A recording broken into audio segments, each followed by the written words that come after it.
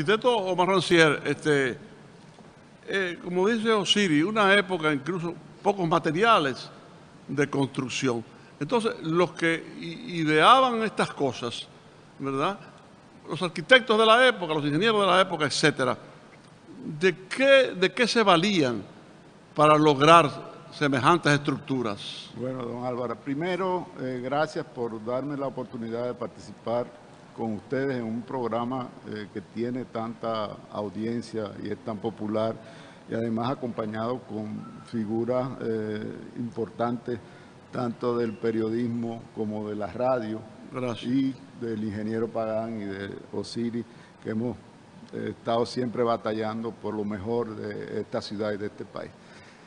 Los constructores del siglo XVI se llamaban alarifes. ¿Cómo? Alarifes. Alarifo. Alarifes. Alarifes. ¿Y por qué alarifes? Alarifes es una palabra árabe que justamente significa constructor, ¿no? Y en esa época se construía por prueba y error. En muchas ocasiones se caían los arcos y tenían que construirlo de nuevo, cambiándole la curva. Y eso hizo que a nivel mundial, estoy hablando, no es una situación que se dio en Santo Domingo, siempre se construyó con ese conocimiento práctico de los materiales, porque no había instrumentos de cálculo ni nada de eso, y por eso se construía con prueba y error. Esta iglesia, yo quiero hacer un señalamiento. Siempre hablamos de la restauración de la iglesia de Santa Bárbara. Yo quiero señalar que no es simplemente una restauración y consolidación de una iglesia, sino la puesta en valor de un sitio que contiene la iglesia, la plaza, el anfiteatro, la muralla, todo un sitio en la zona colonial que estuvo tradicionalmente olvidado y que por la iniciativa que se tomó de reconstruir una iglesia que estaba en muy mal estado, se ha logrado llevarlo a un estado, como le decía hace un rato a Osiris, donde la iglesia está en su mejor época. Nunca ha estado como está esta iglesia. Esta iglesia es un ejemplo de intervención.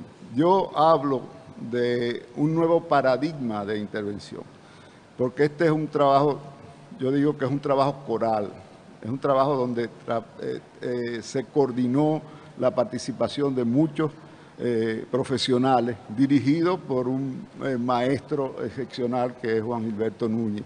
Pero aquí se trabajó con los mejores especialistas locales, Teodulo Blanchard, José Enrique del Monte.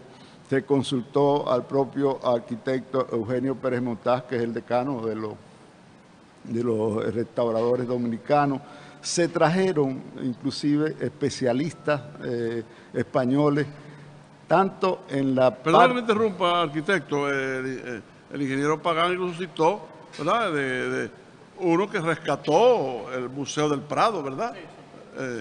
Adelante, perdón. Sí, aquí vinieron dos especialistas de muy alto nivel españoles. Paco Jurado, un especialista estructural que hizo un estudio fenomenal de esta estructura y le economizó mucho dinero a los constructores de esta obra.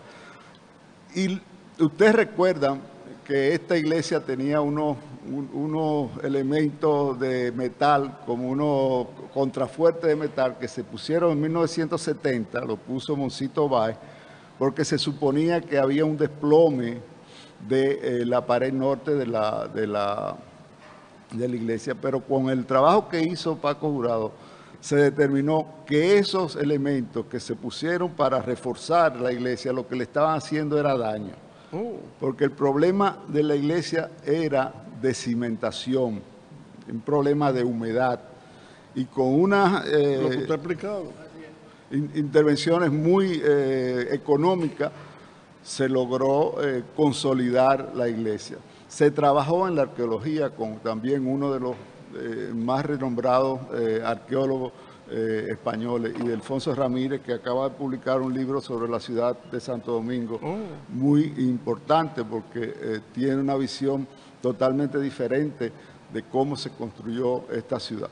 O sea, que este es un trabajo donde participó un grupo, un coro, como yo digo, ¿no?, que fue dirigido por Juan Gilberto, que hace que esta intervención sea considerado, por lo menos yo lo considero así, como un paradigma de intervención, un nuevo paradigma de intervención, porque tradicionalmente hay un arquitecto restaurador que toma todas las decisiones. En este caso, las decisiones fueron discutidas, fueron consensuadas y se tomaron las mejores decisiones para la iglesia.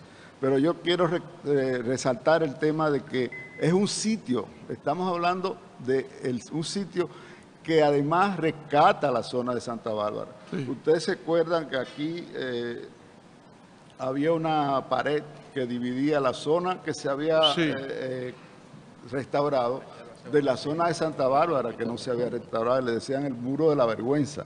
Esta obra demuele conceptualmente ese muro de la vergüenza y pone en el mapa de nuevo una zona sumamente importante de la ciudad, porque como decía Osiris, esta fue la zona donde se extrajeron los materiales para construir esta ciudad que actualmente está declarada como Patrimonio de la Humanidad. Finalmente, por mi parte, para darle paso a los demás colegas, hay una inquietud, ¿verdad?, por la ignorancia. Por ejemplo, estas cosas, fíjense allá arriba, ¿verdad? En esta época hay muchos instrumentos para esto y unas poleas que las suben y las cosas. ¿Cómo era que hacían esos techos?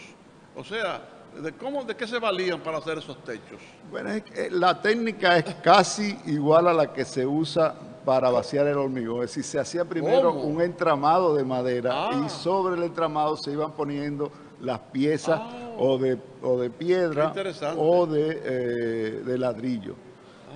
Teniendo en cuenta de que hay una pieza que es esencial, que es la clave, la que se llama la clave, que es la pieza central de esos arcos y de la bóveda, que es donde se concentra todo el esfuerzo.